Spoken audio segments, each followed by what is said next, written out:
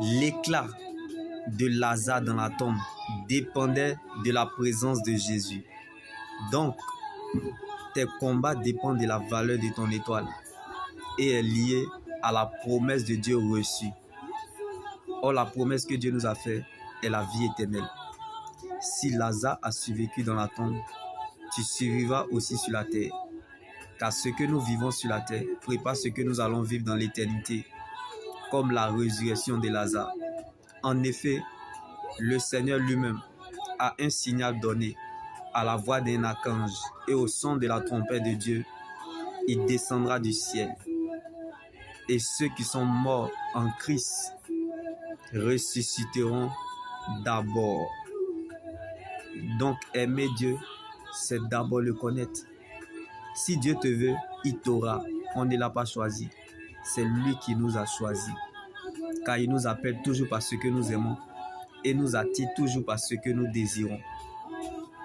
Là, quand Dieu aime les David, il utilise les Absalom pour les faire revenir. Car la douleur rend humble, la pression donne le pouvoir. Donc la grande et vraie humilité, c'est de reconnaître la valeur de certaines choses que Dieu attendait de nous, qu'on n'a pas fait. Mettons donc les caméras sur Jésus. Ayons toujours les regards fixés sur ce que Dieu veut pour nous, tout en considérant toujours en priorité la façon dont Dieu nous connaît et ce que le ciel attend de nous. Car le diable cherchera toujours à détruire ce qu'il ne peut pas avoir.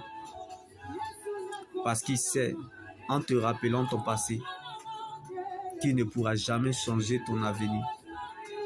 Il cherchera toujours à te montrer ce que tu penses. Tu peux perdre ce que tu as, mais tu ne peux pas perdre ce que tu es. Car l'éternité est ce que Dieu pense de nous.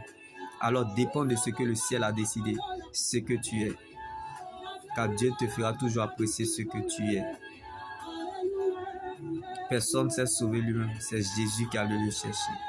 Jésus t'aime plus que la bénédiction, mais son amour ne te forcera pas à le suivre. Car il n'appelle pas les qualifiés, mais il qualifie ceux qu'il appelle. Dieu ne choisit pas les appelés, mais il appelle ceux qu'il a choisis. À tous ceux qui l'ont accepté, qui ont reçu son esprit et qui croient en son nom, il les a donné le droit et le pouvoir de devenir. Car le mouvement provoque le changement. Le changement te donne la direction. Et c'est en fonction de la direction qu'on se prépare pour devenir comme ceux qu'il a connus d'avance. Il les a aussi prédestinés. Ceux qu'il a prédestinés, il les a aussi appelés. Et ceux qu'il a appelés, il les a aussi justifiés. Et ceux qu'il a justifiés, il les a aussi accordé sa gloire.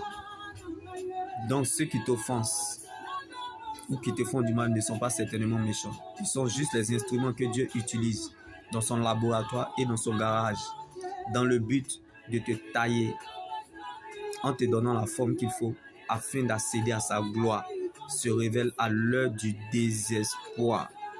Donc les périodes très difficiles sont les moyens que Dieu utilise pour construire notre vie spirituelle. Shalom.